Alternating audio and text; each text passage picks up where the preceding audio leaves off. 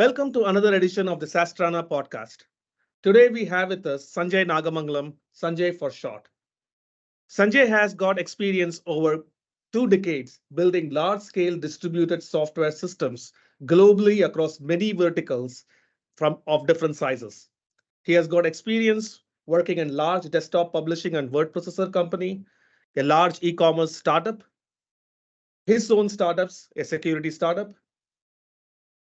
He spent a lot of time at Microsoft and then at Salesforce, and currently he's an executive director leading the data and AI platform at MSCI. In this podcast, he shares his views on how we looked at security as an engineering leader across all the companies and how it has evolved over time. He shares his principles on his view on looking at security has to be looked at from the lens of data of customers. And basis of that, he shares some of the principles he personally follows and tries to institute them as a thought process across all aspects of the software development lifecycle to address this problem in a proper manner. Welcome to the show, Sanjay. Hey, hello everyone, and thank you, Venky and Indusface, for this opportunity to be here today. So my name is Sanjay Nagamangalam. I'm originally from Mumbai, and I live in what we call sunny Seattle with my wife Savita, my son Arjun, and our dog Copper. So thank you for the opportunity of being here.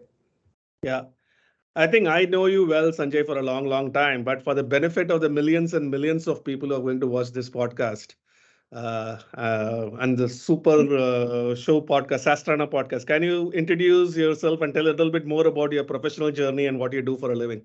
Sure, I'll tell you the whole Ram Katha. So control all del, right? I mean, I think my love affair with computers and software started when I was in 8th grade, right? I mean, I started tinkering with, I remember it was Z80 assembler language to create simple games, right? And then I graduated to C language and 8086 assembler.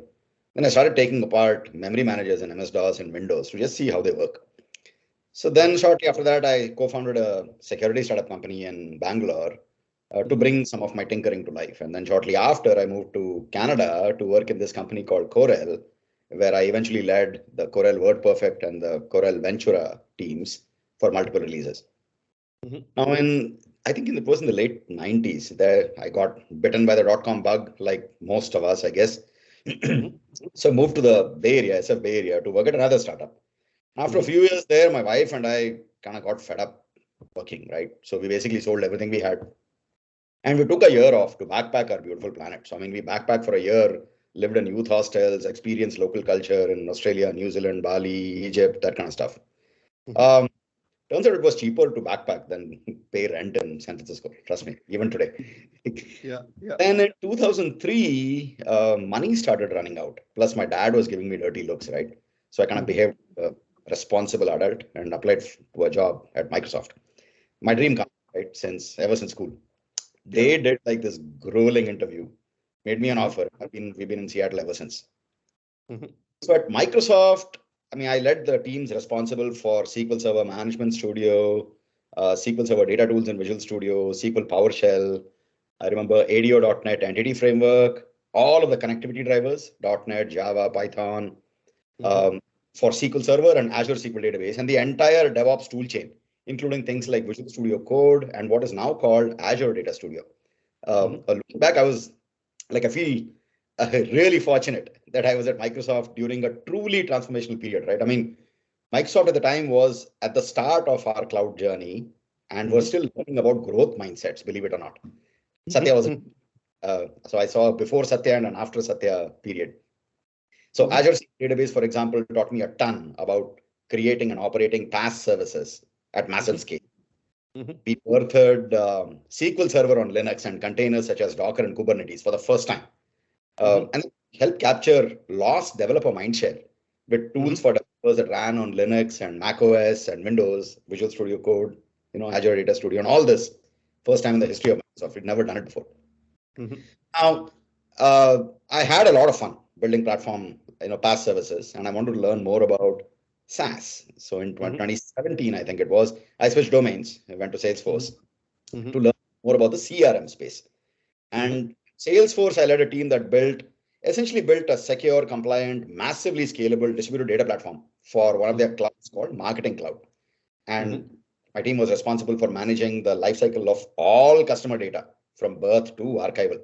So I own critical platform capabilities like data security, GDPR and data compliance, data deprecation, performance, and customer-facing features like audit trails, data encryption using customer-provided keys. So if you see, the theme here is I'm a data guy, but my lens on security is through the lens of data, especially customer data. So I mean, that's right. A couple of years ago, 2021, I switched domains again, and this time I wanted to go learn fintech. So I joined this company called MSCI to lead their data and AI team. And here my team builds, again, data platforms and AI models to help our clients unlock the next wave of innovations in global investment decision making across index, analytics, environmental and social governance, and climate analytics. So I mean, so in summary, right, I've been in the data space for most of my career, and I've tried to, as best as I could, I've tried to use my passion for data and technology to understand and solve real world customer scenarios in various domains. Right. So that's me. So that's the end of the Ramkatha. Fantastic. It's quite interesting, Ramkatha, and I like the 1 year backpacking part of the journey. Not many people can do that. Very inspiring. And yeah, it started off with security and then moved on to vector graphics leader, and then Microsoft and Salesforce. And then in between also a startup before Microsoft, right? Before you did the backpacking. So obviously done and led an engineering team across all sizes of companies all over the world. Has security throughout been a core responsibility as part of your engineering initiatives? Or did it happen later in your life? Good question. I mean, if I were to think about, so short answer, yes, in one way, shape, or form. And in Microsoft is when I really learned a great deal about security. In the startups that were there before that, not so much, but Microsoft definitely. So I mean, and several projects come to mind, right? I mean, one of my top 5 lists, one that makes my top 5 list of one of my favorite projects is this thing called Always Encrypted that we built in Azure SQL database. And I remember in those days, so this was back in 2016. So I remember in those days, our customers didn't quite trust the cloud with their data. I mean, arguably that's true today as well. I mean, especially sensitive data like, customers wanted to ensure that their sensitive data like credit card numbers or social security numbers was always encrypted, both at rest and in transit, right? And like between the server and the client API. And that was the reason why we built that always encrypted feature to meet this unmet demand, right? So essentially 3 big goals. One was we wanted to ensure that data stays encrypted at rest and in transit. Number 2 goal was protect data from man-in-the-middle attacks. And number 3 goal was prevent data access to unauthorized users, even if they are high privileged. So interesting, problem space. So what Always Encrypted does is it allows clients to encrypt sensitive data inside their applications and never reveal the encryption keys to the database engine. Everything happens client side. So this then, from a client perspective, it provides a very clear separation between those who own the data and can view it, for example, app devs and end users, and those who manage the data but should not have access. So for example, DBs or cloud operator or other high privileged unauthorized users, right? So essentially, Always Encrypted made it so that your data is protected even if somebody steals your backup. Right. So that was the idea. And all of this happens client side. So I mean, the way this, in summary, the way this works is pretty much every app uses some sort of client driver, right, to connect to the server, to the data server. So what we did was we changed ADO.NET. Good, my team owned it at the time, so we should be able to do it. So we built new capabilities in the driver to do essentially 3 things. One is automatically encrypt data in sensitive columns on the client side before sending it to the database engine. Second, automatically decrypt the data in sensitive clients when it is returned in query. So when you do a select and you get back columns, we would decrypt on the fly. And third, we would automatically rewrite queries on the client side so that the client semantics of the query were preserved, right? So essentially, once configured, Always Encrypted made it completely transparent for application writers, right? And if there was ever a man-in-the-middle attack, the data on the wire stays encrypted. So then results of this were pretty significant, right? Because this essentially changed customer perception about putting data in the cloud, right? I mean, we found more and more customers more comfortable. All about building trust once they understand the level of engineering depth that has been built to make sure it is encrypted. Absolutely. At rest and in transit and available only to the right people at the right time. It's interesting. My next question was going to be to talk about your favorite security project, but it was very interesting that when you went through the projects you worked with, your favorite project turned out to be a security project as well, which it's like Venky, I should tell you, like, well, I have a list of top 5, right? So this was one of them. There's one more called dynamic data masking. I'll probably save it for a future SaaS Trana podcast if you. Dynamic data masking. No, go ahead and tell it. So I mean, sounds very interesting. The premise is simple, right? The premise is there is data stored in the database, and then there are various forms and user interfaces built to view that data. So essentially, when you walk up to the user interface and you log in as Sanjay, you want to be able to replace, let's say, the social security number stored shown in the form with star. Versus if you log in as Venky, you don't want star. So we actually built a capability called dynamic data masking in Azure SQL database to enable this. You could walk up to the database, pick a column, and basically say, mask the data in the column with this template or with this pattern. And you can specify any pattern you want. And we had standard patterns for social security numbers, credit cards, or national IDs, right? But then you could specify your own pattern. And then it would be enforced by the server. And by the time it comes to the client, the data is already masked.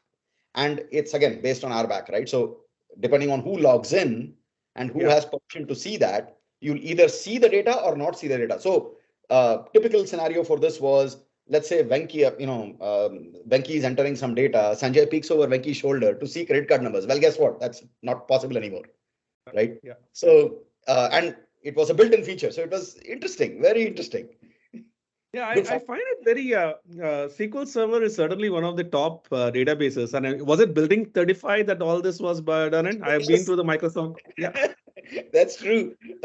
So yes, I mean, Building 35 is where I grew up. Essentially, that's where I joined when I first joined Microsoft. We moved a few buildings. I mean, they've been, reorganizing the campus and stuff like that. So, I mean, from Building 35, I think we went to the Redmond Town Center campus. Then from there, we went to Building 16, where we did the whole open space experiment. That was one of the first buildings to do the open space thing. And now I think SQL and Azure SQL database are in this building called Building 42, which is another open space building. So, evolving. So Microsoft, by building all this cool security feature as part of the database capabilities. In fact, there used to be before this, there used to be products and a separate market for having a database security layer. And if you have SQL Server database, it seems like you don't need that because all these capabilities like dynamic data masking, encryption and at rest and transit are built in as part of the database capabilities itself. That's true. That's true. And what I described to you is already dated, right? I mean, it's come a long way since, right? I mean, so I'm talking about you got to remember, I left Microsoft in 2017. So all this happened before then. So now they're doing even more wonderful things, right? I mean, so it's also a matter of perception.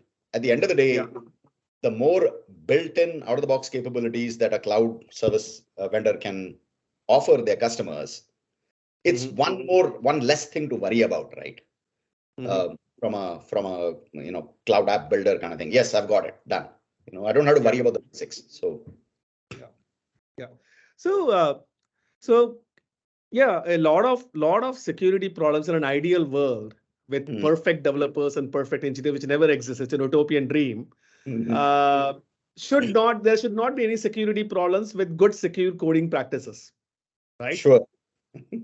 Yes. And of course, that's where it starts. I mean, you don't want the problems and security issues to be fixed later in the cycle. People call about shift left and everything. My favorite line is, shift left is important, but also don't leave what's right. You got to do both. But can you talk through some of the best practices, I mean, across different organizations that you have? It's more cultural, team related. How do you ingrain these capabilities of looking at security deep down from a design stage to coding stage? How did you incorporate that in your teams? Is anything that you can throw light on?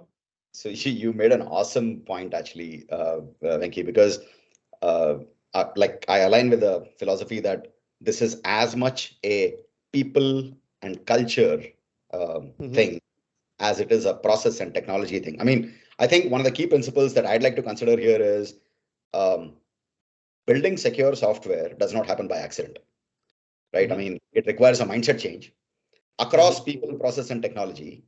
And the desired outcome in my mind is to make security a shared responsibility for everyone who's building the software.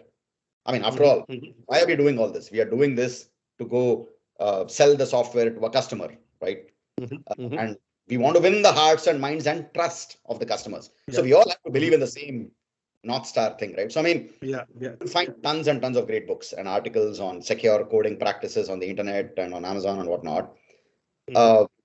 Here's a subset of what I've used in the past, right? I mean, I'll start with the obvious ones. The obvious best practices are things like, validate all inputs. The golden rule is assume all inputs are untrusted. I trust no one, right? So which means it forces you to kind of get into the mindset of doing proper input validation. And turns out the data says that doing proper input validation does help eliminate most software vulnerabilities. Not all, but most, right? So that's one.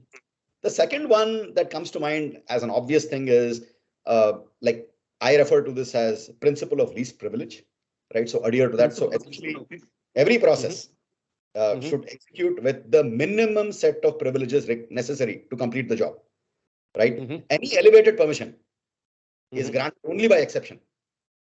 And if you do grant it by exception, then you have to audit the actions performed, who granted that exception, and it should be time bound, right? So I won't grant thing by like forever. So think just in time access, right? The third one that comes to mind is deny access to data and processes by default, right? I mean, and like I've used techniques such as role-based access control, RBAC, to grant deny access, right? Who can do what when, for how long. And then the last obvious one is this thing called defense in depth, right? And the idea here is to manage security risk with multiple defensive strategies. So you essentially limit the blast radius, right? And the customer impact in the event of an exploitable flaw, right? A lot of this is common sense, right? Now, these were the obvious ones. Okay. Now, let me tell you some of the more trickier ones in my experience. Now, they're trickier, I think, because they involve people and culture changes more than tech and process changes. And this always the trickiest one. Right. And this goes to your shift left thing, right? So the first one that comes to my mind is be intentional about designing for security upfront. Very easy for me to say, extremely difficult, right, in practice. So, I mean, think of this. I mean, what would it look like if you identified and defined security requirements early in the development cycle, right? I mean, you can't evaluate the security posture of a system when security requirements are not defined and they come later. I mean, it's too late, right? The second thought is this notion of devsecops, right, which helps you, what you said, shift left. So shift left essentially is find vulnerabilities earlier. And DevSecOps says find vulnerabilities continuously. So is there a way to marry the two, right? So essentially, and there are a few other, similar secure software lifecycle processes that can be followed. But I mean, AWS, Amazon actually has a good paper on DevSecOps. I'll share links with you after this thing. The third one that comes to mind is the notion of integrating security testing at every stage of the software development process, right? So, for example, static dynamic code analysis at design time, first iteration testing in UAT, right? Change management, what source code changes were made, code reviews, that kind of stuff, right? And CI/CD. So every time you make a change, there is a CI/CD pipeline that kicks in that ensures your vulnerability tests run, so on and so forth. Then more things like compliance management, right? I mean, are you handling data correctly within your app? Right? I mean, if it is potentially customer or PII data, are you encrypting it correctly? Is one customer able to see another customer's data for what if there's a bug in the system, right? Similarly, things like threat modeling, right? Do I have a data flow diagram? Do I know the components of, like if I draw a block diagram of my architecture, do I know what data flows from component A to component B to component C and how it's morphed? How does it look at? What are the security boundaries? Is there an external process you're calling, right? So I mean that whole thing. And then last one that comes to mind related to this is regulatory and regulatory considerations and security training, right? Listen, born with these skills, okay? I wasn't. So we all need training. And the thing is, we also need up-to-date training because the bad actors are also becoming, how should I say this, badder and smarter, right? So I mean, you got to keep up to date. So, and there are regulatory considerations to go take a look at as well. I mean, maybe your organization produces a report that goes to some regulatory committee and so on and so forth, right? So, so like I said, some obvious ones, some not so obvious ones, and in the not so obvious ones, a lot more culture and mindset changes than technology. But I mean, everybody is on a different point in their journey to adopt DevSecOps, right? And it's different for different organizations. Like you said, don't forget the right, do the right. That is where the continuous part comes in, right? It's not like just write secure code and secure testing and roll it out and expect everything to be fine. It never is. It never is. Yeah. And the other part is it's also what you do and develop is just a small part of the entire stack. It's still running on a third-party operating system. It's still running on a third-party app server. It's still integrating with so many other moving parts and components, right? So, and a weakness in any one of them puts your entire tech stack at risk. So, exactly right. So so I think it's a continuous process and it's a culture change. And nobody is born with the skills. So nobody is going to be born and as a kid is going to say, I'm going to be a security researcher. It's something. It's something. It's a must-have evil and skill that you have to develop and becomes very important as well. Agree. But it's always challenging because what we are fighting is an asymmetric. The hackers or it's an asymmetric war. They have to get it. I mean, it's true in the physical world as well and the digital world as well. The hackers have to get it right once. Whereas we as product developers and systems that we build, we have to get it right continuously every day, 24/7. And then we also have to work as vendors or technology developers. We have to work on more constraints than the hackers have to work on. Like, for example, the hackers have no rules. They don't have to worry about no access to PI data. Their entire intent is to access the PI data. Whereas we as a system, we will not be given access to those PI data. So how do I do the monitoring? Like, I mean, any views on how do we, awesome thoughts. I mean, I have a couple of points of view. So, I mean, one is I'd like to tease apart the notion of monitoring cloud services and applications for reliability, availability, performance, and security versus monitoring access to customer data, including PII data, right? So, I mean, so let's separate that for a minute. Now, in my experience, you typically don't need access to the customer's PII data in order to monitor the application's reliability, availability, and performance and security, right? To mitigate. I agree. Right. So, but then now let's come to the data part. Like now, so just like any other cloud service, the ones I've helped build over the years do collect operational telemetry, logs, audit trails, etc., to essentially help us monitor and operate the service, right, and mitigate service disruptions. However, all PII data was removed from those data stores, right? We never stored any PII data in our logs and audit trails and operational telemetry because you don't need that to run the service, if you will, operate the service, or monitor or alerting. Now, so the customer data that was collected by the app or service, including PII data, was also stored in this architecture called a multi-tenant architecture. And access to these data stores occurred via what we call via a control plane and a data plane. So there were two concepts, right? The control plane to go access and orchestrate the compute and storage, the data plane to actually access. So, and then RBAC. So we heavily used RBAC. I mean, simply put, as a cloud service operator, we did not have access to the customer's data. Only the customer did. Right? We knew it was there somewhere, right? Now, all that said, yes, I've had some situations where we needed to access the customer's data to reprove or debug a specific customer reported problem. For example, this particular bug occurs only with that piece of data that belongs to the customer. Now, what do we do then? Right?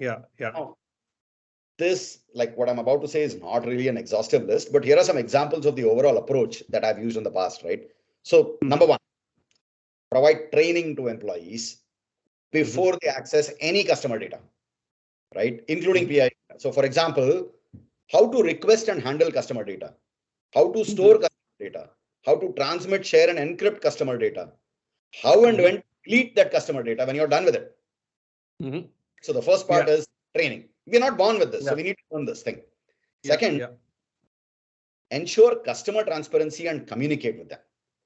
You dare not touch the customer's data without asking them. Okay, I mean, that's a principle I've tried to follow, right? So I mean, get explicit permission from your legal compliance teams and the customer prior to accessing their data. Now tell the customer upfront what data will be accessed, for what purpose, and for how long. And then when you're done, provide evidence to the customer that the data was deleted after the problem was resolved. Right? Of course, be prepared for the customer to say, no, you can't access my data. In case you have to go find another way to mitigate the problem. Right? And the last one that comes to mind is this thing that I said before, right? This notion of a just-in-time process to access customer data with a complete auditing of actions performed for regulatory and compliance needs. So the point here is simple. The point here is, as cloud service operators or SaaS service creators, we are out to solve a customer problem. Behooves us to check with the customer that, boss, can I use your data? Because only your data can help me repro this problem. So help me help you, right? Correct. So mindset is different. It's not like go secretly, do a select star from somewhere. Yeah, it's all about transparency and sharing your intent clearly upfront. That it comes down to that one simple rule.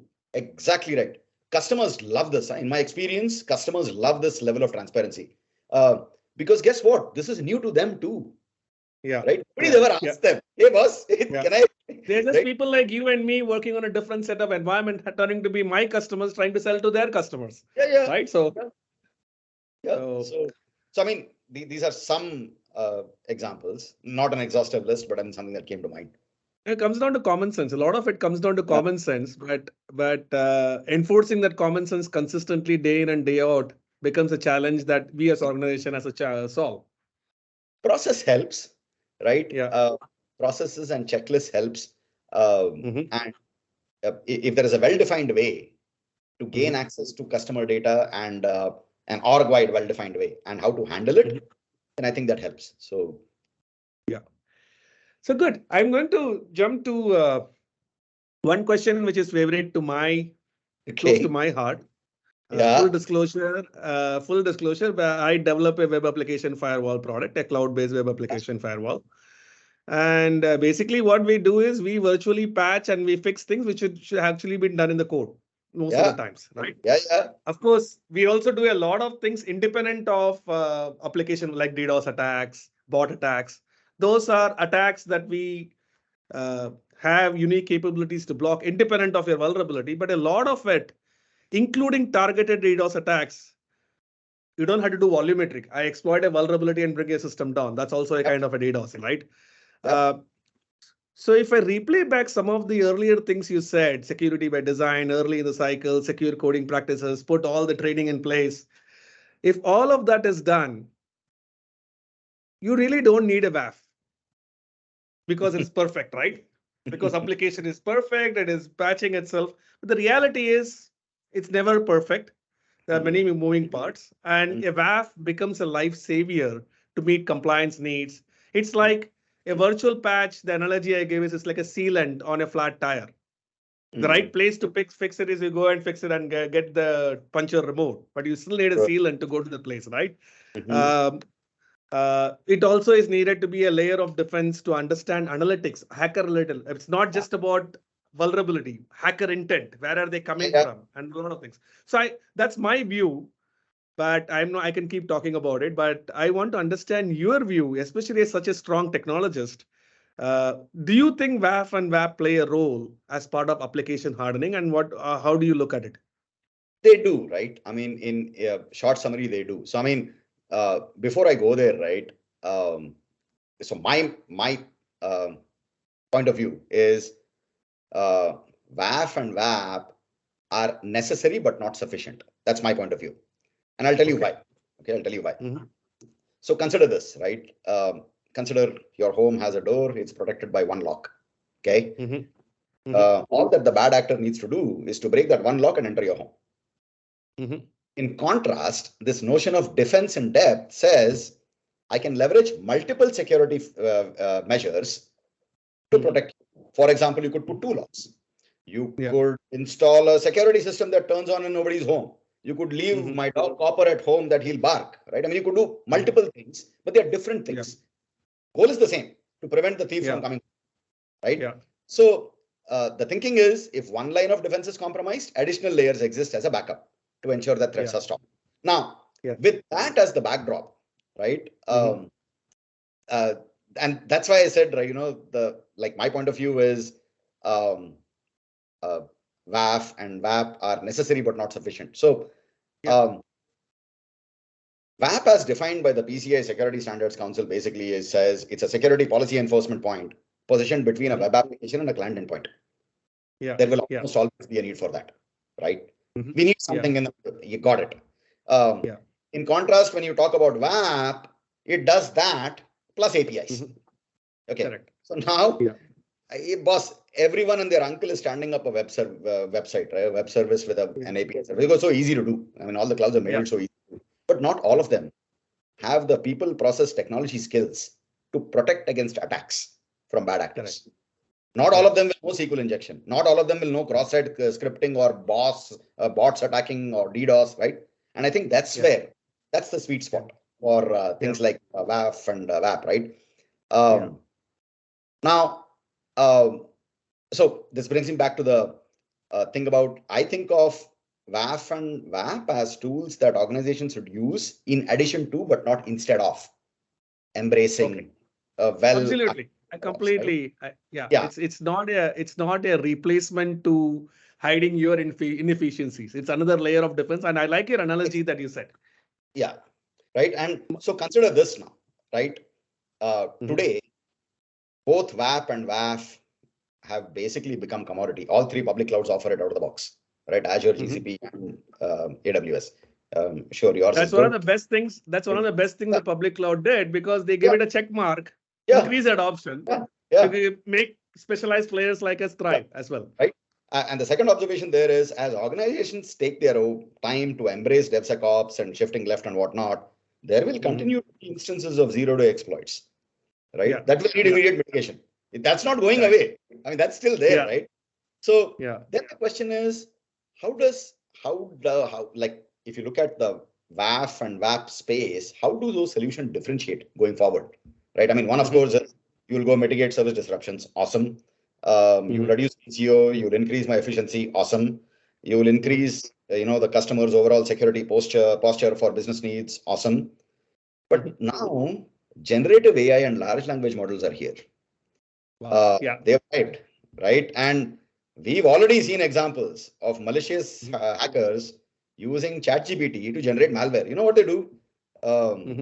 Like I was just reading the article the other day. They ask the AI to generate code for penetration testing and tweak it and repurpose it to use it in cyber attacks. Pretty clever. Normally they will say, sorry, I can't do this. But I mean, so I think the sophistication level for a script kiddie has increased significantly. Exactly right. Exactly right. So consider, like, phishing or social engineering attacks. Now, ChatGPT is certainly better than humans in creating those kind of attacks, right? I mean, the spam mail that you got, or the phishing mail you got, no more, clunky writing or spelling mistakes or grammar. It'll look good. Right. So me, for one, I personally am very interested to see the next set of innovations waiting to happen in the WAP space, given all of these new attack vectors. And I think differentiation comes from there, right? So two big points. One is WAP, necessary, not sufficient. You still need an overall security posture. And second, the bad actors are not asleep. They are getting smarter every day, right? So then there is a whole notion of an evolution. So I think that's where I think I see the role of WAF and WAP in the application So hardening. it's interesting you mentioned that from an attack standpoint, generative AI is going to increase the threat level.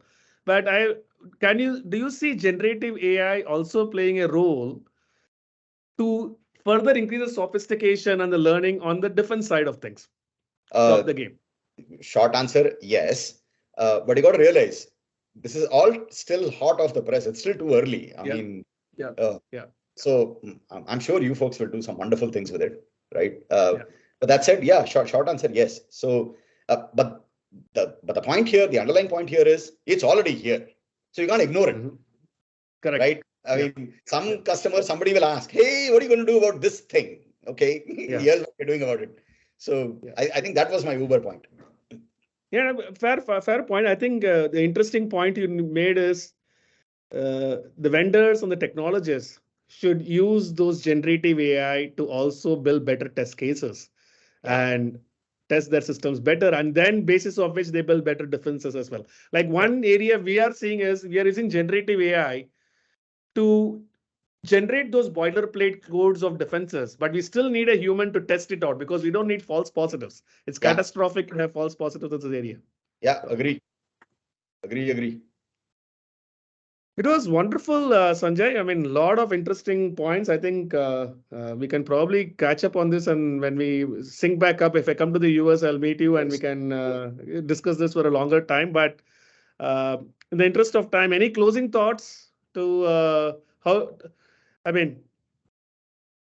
any new person or any new CTO or any new technology building it ground up, how to look at security initiatives and tech development initiatives. You have got a breadth of experience in startups and large companies in different verticals. So any closing thoughts that you want to close it off with as golden words of wisdom for security? So Gyan, so here's the thing. So I mean, I'll leave you with 3 guiding principles that I feel are relevant to customers, app and data security, and for consideration, right? So principle 1 essentially is around the customer scenario. The what, why comes first, and the technology, the how, follows, right? I mean, to paraphrase this, there's an Amazon leadership principle which says start with the customer and work backwards there, right? So I mean, I've seen teams start with the technology first with disastrous consequences to customers and business, right? So I mean, and in my experience, this whole adage, build it and they will come, is a myth, right? I mean, and I've had my fair share of good ideas that have died horrible deaths when they met the customer for the first time, right? So it is behooves us. So that's one. The number 2 one is around data, right? I mean, the number 2 one that I think we should consider is all data that your app and service collects from the customer belongs to the customer, not you, right? So that's what GDPR says, basically, right? It's not your data, man. It's theirs. So your app, the data processor, the customer is the data controller, right? Think of your app or service as a bank, right? It's a bank for the customer's data. Your app and service uses that data to provide customers a great experience and quality of service. The data is the customer's data, not your data, which means you have a customer promise to safeguard that data, right? And they have the right to withdraw that data and go away if you don't have the right controls on their data, or if they don't see value in your service. Changes the conversation, right? And the last principle essentially is what I said earlier, right? I mean, building secure software doesn't happen by accident. I think the mindset of securing your customers' data to win their trust is paramount here, right? I mean, teams that think of security as an afterthought, essentially service disruptions due to security vulnerabilities, this, right? That require all hands on deck to mitigate, right? Now, the problem with that is not so much that, sure, we'll go mitigate it, but I mean, such incidents and a number of those incidents erode customer trust. And that results in loss of business. And more importantly, it tarnishes the reputation of your brand. That's what is at stake. And once your brand reputation is gone, it's gone, right? So I mean, principles that I would like to leave us with for thought. Fantastic. Golden words, Sanjay. Really a pleasure having you on this podcast. Ladies and gentlemen, that was Sanjay. It was fantastic and a lot to learn. And I will certainly continue on this when we meet up next, Sanjay. Absolutely. Pleasure talking to you, Venky. Thank you.